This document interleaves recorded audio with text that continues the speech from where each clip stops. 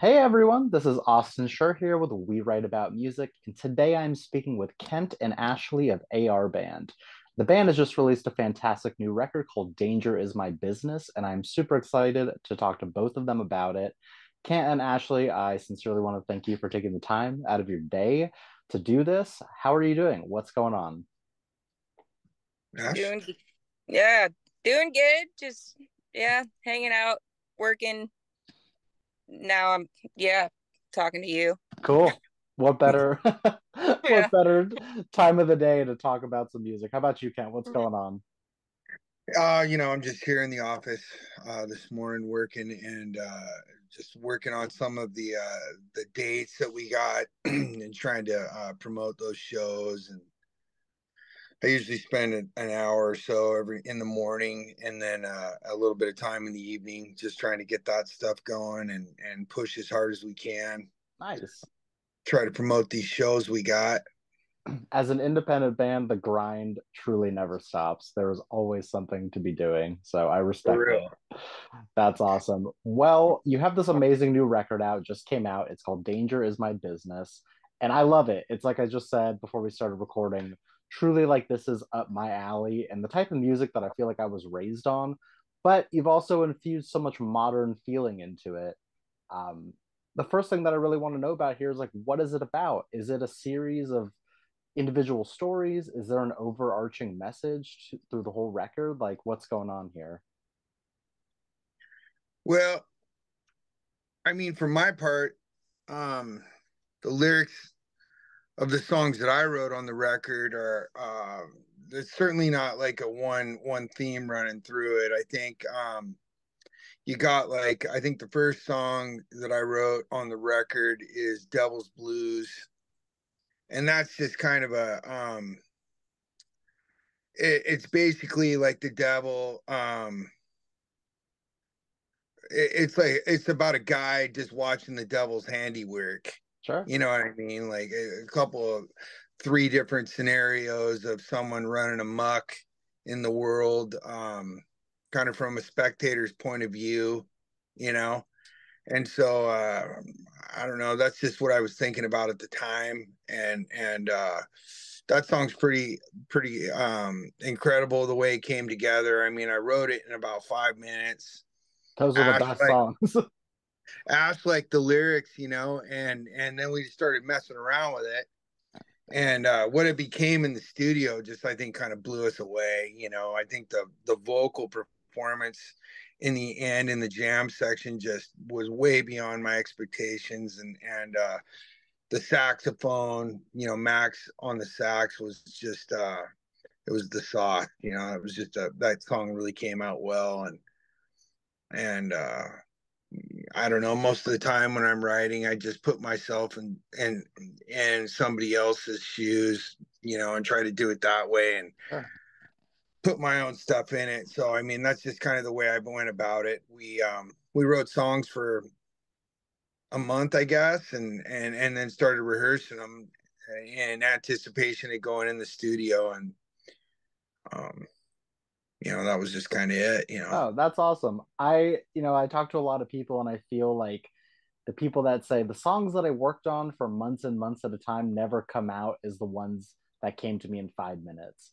Like sometimes you sit there and you try to like create perfection on and on, but really it's like the natural, like just like living life and whatever comes to you that turns out the best. So I'm not surprised there.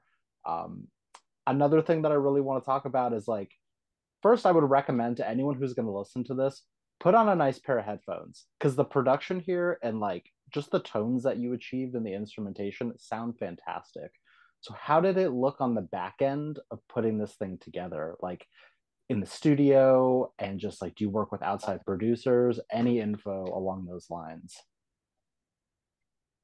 Um, yeah. Ash, you want to say something about it, or Um, yeah, I mean, we work with uh a pal of ours, Tad Doyle. He owns Witch Ape Studios, and um yeah, he's been in the music industry for a long time. like the band Tad. I don't Nice. know. Yeah. And so, um, yeah, we work a lot with him. I mean, we go into the studio there. He has a studio at his place, and then he masters all of it. That's nice. They have the Yeah, in-house studio. totally. Very cool. Nice. So it sounds like it came together pretty naturally. Hopefully, it didn't take too long of a time. Oh, I No. think Ash and I already had a pretty good handle on. I mean, I think our band sounds really good live. You know, I think Sure. that we've toiled for a long time on how it should sound, and Tad's just so good at the final production. I think in the way his facility's set up, he can really grab guitar tones, and he has a lot of nice equipment for, so the vocal performance really comes out well. He was also a drummer. Ah, okay. First started out, and so his drum sounds are really good. He has all that dialed in, and it's a real pleasure to work there. That's for sure. Nice. I feel like drummers think with a different brain sometimes when it comes to like the production end and putting the final touches on things. I don't know what it is. Yeah, for real. Drum Seriously. sounds are a pain. You know, like Yeah, they are. That's for sure. he's got that down, so that's really nice. I mean, you're way ahead of it. That's usually like the whole first day at that particular studio is almost always devoted to drums. You know, Yeah, and when that's down, then you're good to go. makes sense. I love that. And so obviously, I'm thrilled to be talking to you two, but there's so much more to this band in terms of members and other instrumentalists. Like I guess who does what? What do you do? What do they do? Who are we missing here? Um, so we have Walter Steagal. He plays drums. We call him Gator. Everybody kind of Nice. locally knows him as Gator. Sure. It's yeah, That's a and great nickname. yeah, I guess it's been his nickname for ages. And so yeah, he drums for us. Actually me, Kent, and Walter, we all first met before joining the band. Uh I was like a yeah, we actually met at a church. We were playing on a church Nice. band there, and then we kind of like, okay, we're gonna do our thing now, which Oh, is that's really kind of perfect because you know yeah, how each other play at that point. totally. And and then we have Mattson Ovestedal. He plays bass. He's been around for almost a year now. Okay. Yeah, about a Yeah, year. about a year. And yeah, I guess he brought like a fresh new kind of inspiring kind of groove. We've played with other bass players before, and I feel like we've progressed quite a bit, and I feel like Sure. with Matt we're able to find like a really good solid groove. And then we have Max Brody on the saxophone, and he plays other instruments too. Yeah. Yeah, some, got some bongos in there and stuff like that. Sure. Yeah, his main thing is sax though. Yeah, and that just opened up a whole new world of Totally. Um, yeah.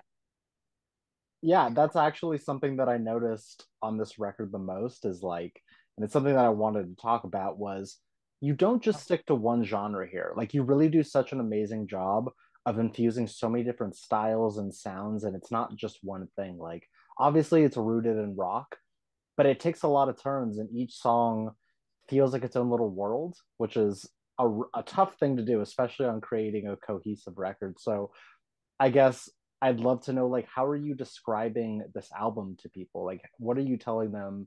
This is what you're gonna get before you actually get into it. Oh, that's a tough question. I mean, Then there's no right answers, no wrong answers. We all yeah, interpret it differently. I think Ash and I to a degree have similar tastes in music, and a lot of Sure. the bands that we like you know came from a lot of different influences. I mean, for myself, the Allman Brothers, you know, were a Yeah. huge influence, and I also appreciated how you could listen to a Led Zeppelin album and hear the folk influences, the acoustic stuff, and the Oh rock, yeah.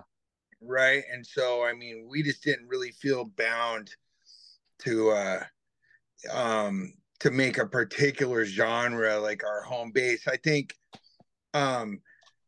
we take a song like Devil's Blues or one like Tell Apart that's more funky and R&B based, and once we take it and we kind of all the instruments fit together, it sounds like AR band, you Right. know. And so we just do it kind of that way, and you know, I would get bored if I was just writing heavy guitar riffs all the time, and Sure. I don't feel that way. And so I don't think Ash does either. I don't want to speak for her, but I think we just enjoy being able to do what we do, and still it also gives us a little bit of flexibility in a show depending on the lineup. You know, we can put more of our shit kickers in the lineup if we're playing with heavier bands, and if we're playing with somebody who's got more of a laid back vibe, then we have a whole catalog of that too. So Yeah. you know, kind of I don't know, we just enjoy that flexibility, and I don't want to make records that just sound like, you know, different variations of the same song. And Of course. Yeah. I think uh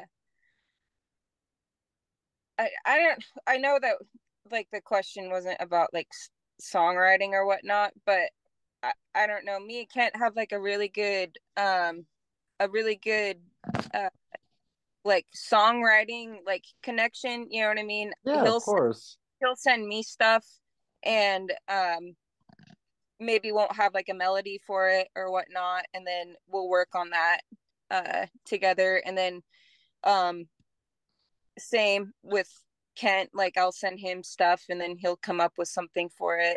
And then sometimes like the song Sky, I remember the first time we played that, all I had was like a few lyrics. Sure. Well, I had the lyrics. I last year was a really tough year for me. My mom I was doing like some my mom got diagnosed with like multiple myeloma, and so I had to do Oh, a lot of geez. like caregiving for her and stuff. She had a pretty intense back surgery, and so she was bedridden for a while. And so a lot of nights spent on the couch at my parents' house. And Sure. I was having, I don't know, a couple of songs in there kind of like uh just from like where I was in that place. And Sky was one of those songs. And I just came into the studio on a Monday night when we play, and I'm like, okay, well, I have some lyrics. And then I don't know, it was kind of magic. Like all I did, you know, I think one of us just started playing like some chords, and everybody just like filled in the space just like naturally. And it Nice. happened just like that.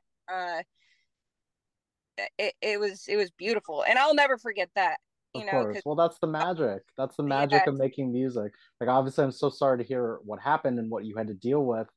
But it goes oh, back to what I said. It's like those songs that come naturally and that just happen, like, you can't recreate that. It just happens. totally. Yeah. Yeah, I feel like our band just has like a really good feel for each other, and yeah, you can't No. beat No, no, you can't buy chemistry and you can't force it either. It's either totally. there or it isn't. And that's what makes the good music. And honestly, I think it's what like brings actual passion to the sound of it.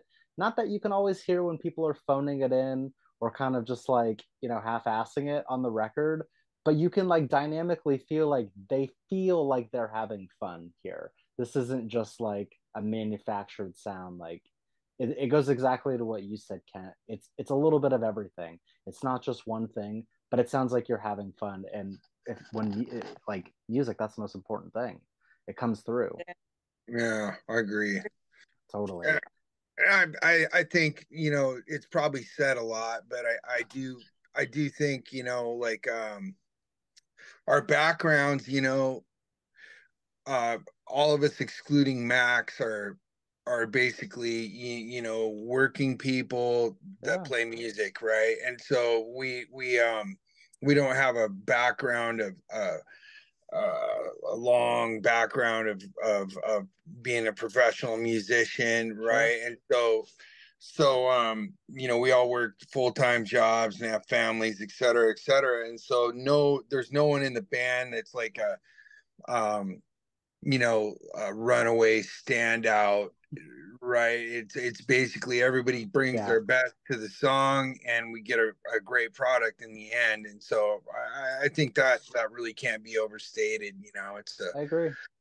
Ash and I might write them, but everybody has a part to play, and everybody plays it really well. And I've yet to hear someone's contribution and go, nah, you know, right? Like Sure. I've been stoked every time. For sure. Totally. No, you're all a piece of the puzzle, and the puzzle just happens to match. So it's like that's what it's all about. I love that. You also mentioned that you had some shows coming up, and I'd love to talk about that. Like, first off, where are you playing? What do the shows look like? What can people expect when they see you live? Well, the next show we play is a weeknight show. Okay. Which is tough, but we're playing the 30th at the High Dive in Seattle, which is a great Seattle venue. We're playing with some really good bands. There's the opening act is called Smedley's Racket, and it's the brainchild of our saxophone player. And I also play in that band. Right. So that's opening the show, and we're really excited to play with a band called Atrocity Girl. And they're just they're a hard hitting group of ladies from Seattle that play traditional hard rock. Awesome. Yeah. They're very good. Amazing. And just a lot of horsepower, and they're super good, you know. And so that's kind of going to be the highlight of that night, is playing with Atrocity Girl. We played with them before. They're just a killer band. And then just a few days later, we got a show Ash set up at a local venue. Nice. Tony B's, yeah, in Everett. And that's just that is a stellar, everything you want in a rock bar. Cool. It's just a beautiful venue, you know. It's got it all, and we're always excited to play there. Very cool. And that's on a weekend. We're headlining that show, and there's some great bands in that lineup. Yeah. Nice. Sounds like there's a lot coming up. We play a lot. I mean, we do actually. We have been playing a lot the last year. We played a lot of shows. Probably we're booked up more than we should be, maybe, and but we're playing a lot. That's okay. Yeah. Practice makes perfect, and that's really like the way to connect to an audience these days. Play in front of them and show them what you got. Yeah, I think it's strange what's happening to the venues. Or, you know, people don't, you know, the shift from before COVID and through the 90s, where people were out late, and I remember bands used to argue over the midnight spot, and nobody wants the midnight spot anymore. You know what I mean? It's late. I know. Life has changed, that's for sure. Very strange. Yeah. I have a couple more for you. I want to know, and you've already sort of detailed what this year is looking like, but like, what are some goals that you'd like to hit, hopefully by year's end? And just anything else that's coming up in terms of more music, getting back in the studio, anything. Well, we're writing, right? We're writing that already. Counts. That counts. For the next record. So. Sweet. Yeah, I feel like, we've been playing a lot of shows. So we've got like a few, you know, we like to rehearse, make sure we're really tight and whatnot. And I think hopefully in the next couple of months we'll have a couple of, you know, a few more good solid songs new. And then I don't know when we'll be hitting the studio next. Usually, I don't know, I feel like once we have like a good solid catalog of things, you know, of new material, we're like, right, you don't just go to go. I get it. Well, we don't go there and write. Sure. No, that's a waste of time and money for sure. Yeah. So we usually show up when we got it. We're pretty dialed on the songs. And very cool. Well, I'm looking forward to hearing what's next for sure. My last question for you here is basically for the person that is going to listen to your music for the first time, what is an opening message that you'd like to say to them before they click the play button?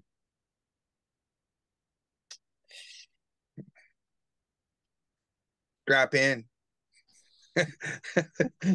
We got songs that are 10, 15 minutes long. Yeah. And how it starts is never how it ends. And you know, I don't know. Yeah. Like to take you on a little journey. There you go. Yeah. No, I think those are great answers, and I fully agree. Like listening to this for the first time through, I never know what to expect, but it truly is an adventurous record, and it's why I recommend it to everyone. Um, and Kent and Ashley, I want to thank you so much for being here. Please let me plug this record for you before we wrap up. If you guys missed it the first time around, the record is called "Danger Is My Business." We will have links in our articles so that you can listen and share and follow along.